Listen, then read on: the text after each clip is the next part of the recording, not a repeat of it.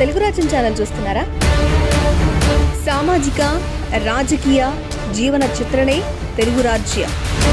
అతిశయోక్తులు అసత్యాలు ఉండవు. రాజకీయ కోణం కాదు, ప్రజా కోణమే కొలబద్ద. తెలుగు రాజ్యం వీక్షణ మీ ఉత్తమ అభిరుచికి నిదర్శనం. నమస్తే, వెల్కమ్ టు తెలుగు రాజ్యం. నేను మౌనిక. నమస్తే శ్రీకాంత్ గారు. నమస్తే. శ్రీకాళహస్తిలో పరిస్థితి చూస్తే సపోర్ట్ ఉంటుందా టీడీపీ గెలవడానికి అనే ప్రశ్న మాత్రం సందిగ్ధమే. సో దానికి సంబంధించి మీ దగ్గర ఉన్న ఇన్ఫర్మేషన్ ఏంటి, ఏం జరగబోతుంది అనేది ఒక క్లారిటీ వచ్చే ఖచ్చితంగా ఇక్కడ వాస్తవానికి ఒకసారి మనం శ్రీకాళహస్తి నియోజకవర్గం నుంచి 52 ఏ బలరాం రెడ్డి గారు అంటారు, కాంగ్రెస్ పార్టీ అభ్యర్థి, వారు గెలుపొందారు. వీరు ఏం చేశారంటే, అడ్డూరు బలరాం రెడ్డి గారు, నీలం సంజీవ్ రెడ్డి గారు అనంతపురం జిల్లాలో ఓడిపోయారు. ఓడిపోతే నీలం సంజీవ్ రెడ్డి గారి కోసం ఈ స్థానం నుంచి వారు రాజీనామా చేసి నీలం సంజీవ్ రెడ్డి గారిని శ్రీకాళహస్తికి ఆహ్వానించి నీలం సంజీవ్ రెడ్డి గారు 53 ఉప ఎన్నికలు ఇక్కడ గెలుపొంది, ఆ తర్వాత 55లో ద్విసభ్య నియోజకవర్గం నీలం సంజీవ్ రెడ్డి గారు సింగారాయి గారిని షెడ్యూల్ క్యాస్ట్. ద్విసభ్య అంటే 2 సభ్యులు ఉంటారు, ఒక ఎస్సీ ఒక జనరల్ సభ్యుడు. అప్పుడు ఉండేది ఆ సాంప్రదాయం. ఆ తర్వాత 55 తర్వాత లేదు. అప్పుడు సంజీవ్ రెడ్డి గారు గెలిచి వారు ముఖ్యమంత్రి అయినటువంటి సందర్భం అది.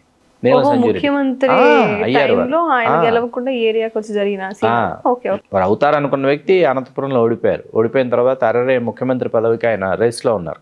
కాబట్టి వెంటనే బలరాం రెడ్డి గారు రాజీనామా చేసి సంజీవ్ రెడ్డి గారిని స్వాగతించి వారికి అవకాశం ఇచ్చి సంజీవ్ రెడ్డి గారు గెలిచి ముఖ్యమంత్రి కావడం. అయిన తర్వాత ఇక్కడ మళ్ళీ 62లో బలరాం రెడ్డి గారికి అవకాశం ఇచ్చారు సంజీవ్ రెడ్డి గారు. ఇట్లా ఒక రెడ్డి కట్టులో శ్రీకాళహస్తి ప్రారంభమైంది.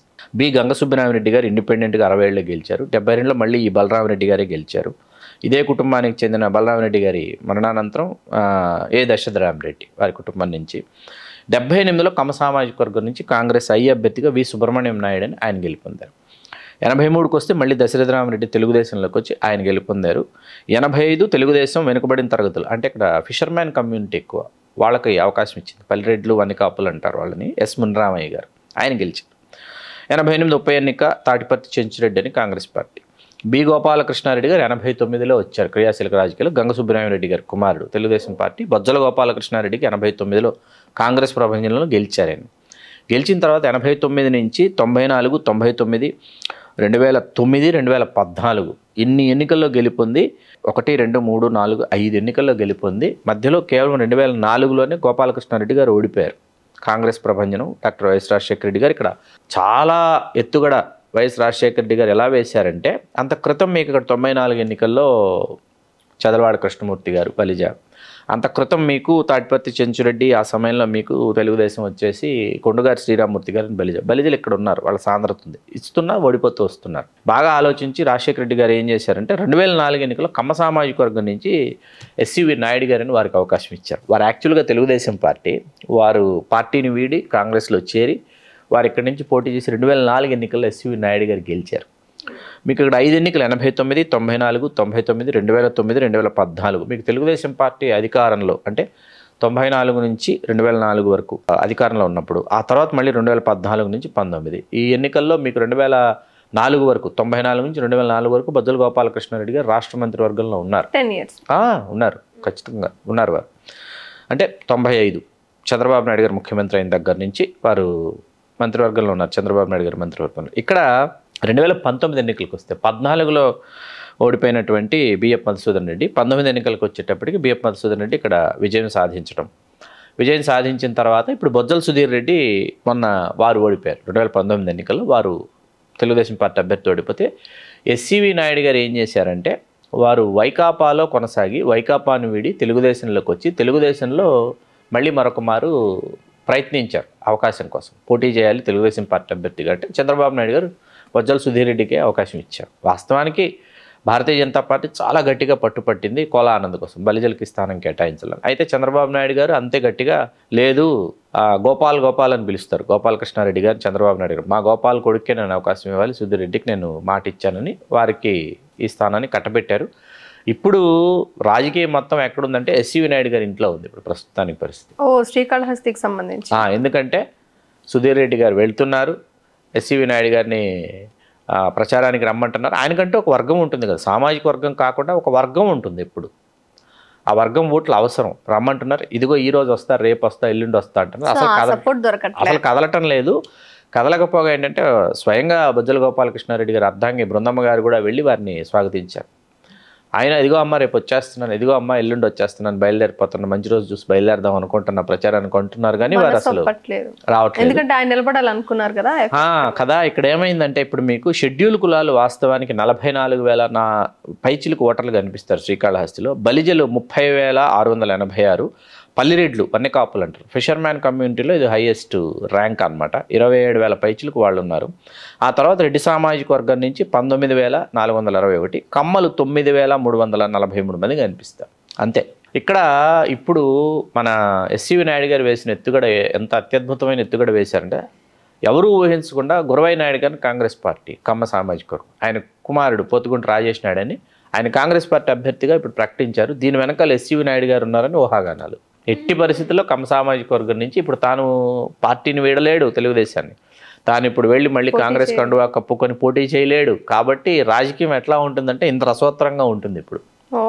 అక్కడ పరిస్థితి ఎంత విచిత్రంగా మారిందంటే, బిఎఫ్ మధుసూదన్ రెడ్డి, బొజ్జల సుధీర్ రెడ్డి వారి ఇరువురి మధ్య స్పష్టంగా ఓట్లలో చీలికొస్తే మాత్రం కాంగ్రెస్ పార్టీ అభ్యర్థిగా అక్కడ అవకాశం ఉండేటటువంటి విధంగా రాజకీయం మారిపోయింది.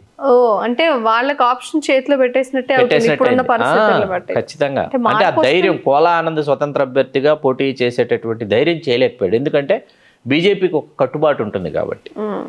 మీకు 2004లో రాజశేఖర రెడ్డి గారు ఎస్సీవి నాయుడు గారికి అవకాశం ఇచ్చినప్పుడు రెడ్డి సామాజిక వర్గం వాళ్ళందరూ రాజశేఖర రెడ్డి గారి దగ్గరికి వెళ్ళి రెడ్డి సామాజిక వర్గానికి అవకాశం ఇచ్చి ఉంటే బాగుండేదని రాజశేఖర రెడ్డి గారి ముందు వాళ్ళ వాదన వినిపిస్తే, లేదు నేను చాలా ఆలోచించి ఎత్తుగడ వేశాను, కమ్మ సామాజిక వర్గం సుబ్రహ్మణ్యం నాయుడు తర్వాత ఇక్కడ పాగా వేయాలని అనుకుంటోంది, ఎస్సీవి నాయుడు తెలుగుదేశంలోనే ప్రయత్నించాడు, గోపాలకృష్ణారెడ్డిని కాదని చంద్రబాబు నాయుడు ఇవ్వడు, అదే మనం ఇచ్చామనుకో ఎస్సీవి నాయుడుకి ఒక వర్గం ఉంది, చాలా కాలంగా దశాబ్దాలుగా నియోజకవర్గంలో పట్టుంది కాబట్టి ఖచ్చితంగా ఈసారి మన ప్రభంజనంలో వస్తాడు, ఖచ్చితంగా మీరందరూ కూడా అతన్ని కమ్మ అని చూడకుండా మీరు నన్ను ముఖ్యమంత్రిని చేయడానికి మీరు ఓటు వేయాలి, మీరు పనిచేయాలి అని చెప్పి రాజశేఖర రెడ్డి గారు వాళ్ళకి హుకుం జారీ చేశాడు. దానిలో భాగంగానే రెడ్డి సామాజిక వర్గం అంతా శ్రీకాళహస్తిలో ఎస్సీవి నాయుడు అంటే రాజశేఖర రెడ్డి గారు ముఖ్యమంత్రి కావాలంటే మనం ఎమ్మెల్యేని గెలిపిస్తేనని చెప్పి రెడ్డి సామాజిక వర్గం అంతా కమ్మ సామాజిక వర్గానికి చెందిన ఎస్సీవి నాయుడిని గెలిపించింది.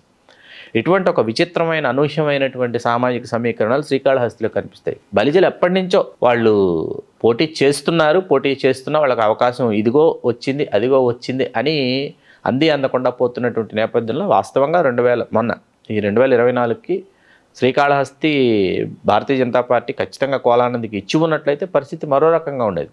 ఇదే కోలానంద్ కాంగ్రెస్ పార్టీలో యువజన కాంగ్రెస్ అధ్యక్షుడు, రాజశేఖర రెడ్డి గారికి వీర విధేయుడు. మీకు కోలానంద్ జేబులో ఎప్పుడు ఒక పెన్ను ఉండేది అనమాట.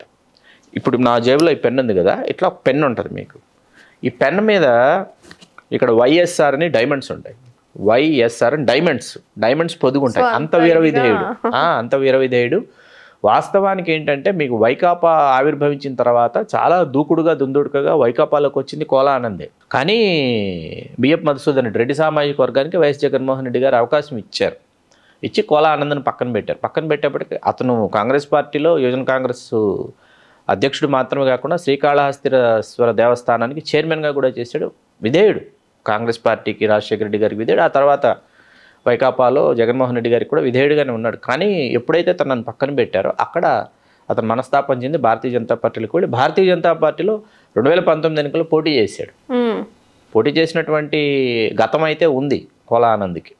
బట్ ఆ ఓటమి తాలూకు భావాలు ఇప్పుడు రిఫ్లెక్ట్ అయ్యి ఉండొచ్చు, అందుకే పోటీ చేయడానికి అంత ఇంట్రెస్ట్ చూపించలేదు. లేదు, చాలా గట్టిగా ప్రయత్నం చేశారు. బొజ్జల సుధీర్ రెడ్డి గారికి ప్రకటించిన తర్వాత కూడా కోలానంద్ గారు ఢిల్లీలోనే ఉండి ఎట్టి పరిస్థితుల్లో కూటమి అభ్యర్థిగా నేను ఉంటాను, బొజ్జల సుధీర్ రెడ్డిని తప్పించి నాకు అవకాశం ఇస్తే నేను గట్టి పోటీ ఇస్తానని చాలా పెద్ద ఎత్తున ఢిల్లీలో అతను లాబింగ్ చేయడం జరిగింది. స్వతంత్రంగా పోటీ చేయలేదు. ఎందుకంటే భారతీయ జనతా పార్టీలో మీరు ఎప్పుడైతే స్వతంత్రంగా పోటీ చేస్తారో భారతీయ జనతా పార్టీ చాలా ఖచ్చితంగా సీరియస్ యాక్షన్, క్రమశిక్షణ చర్యలు చేపడుతుందని చెప్పి భారతీయ జనతా పార్టీలో కొనసాగితే చూద్దాం రేపు భవిష్యత్తు ఎట్లా ఉంటుందో అని మిన్నకుండిపోవడం కూడా ఒక్కొక్కసారి ఆ తర్వాత రాజకీయంగా చాలా ఎత్తులకి ఎదిగేటటువంటి అవకాశాలు ఉంటాయి సమీప భవిష్యత్తులో. కాకపోతే ప్రస్తుతం ఎస్సీవి నాయుడు గారి హవా కొనసాగుతూ ఉంది. ఎస్సీవి నాయుడు గారు ఈయనను తీసుకొచ్చారు, ఎవరిని పోతుకుంటూ వాళ్ళని తీసుకొచ్చారు, కమ్మ సామాజిక వర్గం నుంచి తీసుకొచ్చి కాంగ్రెస్ పార్టీ అభ్యర్థిగా బరిలో నించోబెట్టి వాళ్ళకి ఇండైరెక్ట్ గా సపోర్ట్ ఇస్తున్నారు అనేది పాయింట్. అంతే కదా మరి. తెలుగుదేశం పార్టీలో ఈ బొజ్జల సుధీర్ రెడ్డికి అయితే మేము ఇది మా ఇప్పుడు కమ్మ సామాజిక వర్గం ఎట్లా తయారైందంటే ఆంధ్రప్రదేశ్లో ఇది మా పార్టీ, మేమే ఉండాలి, మాకే అవకాశం ఇవ్వాలి. ఒక రెడ్డి గారి పేరు వినిపించింది అనుకోండి, వాళ్ళని వైకాపా వాళ్ళుగానే ముద్ర వేస్తున్నటువంటి ఒక స్పష్టమైనటువంటి విభజన రేఖ అయితే వచ్చేసింది ఆంధ్రప్రదేశ్ రాజకీయాల్లో. అది చాలా స్పష్టంగా కనిపిస్తుంది.